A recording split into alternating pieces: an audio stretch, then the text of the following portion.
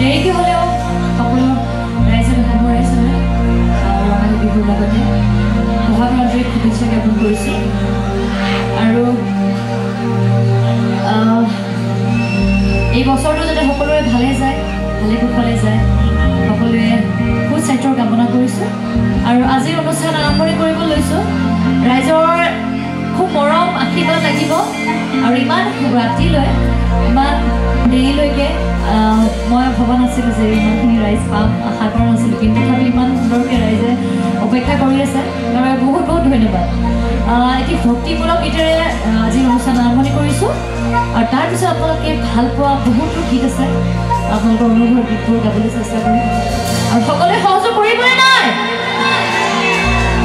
সেইটোহে লাগে। ইমান দেৰিলৈ যে অপেক্ষা কৰি আছে, তাৰ বিনিময়ে এইখিনি বিচাৰিম যে আপোনালোকে সকলোৱে ফূৰ্তি কৰাটো বিচাৰিম।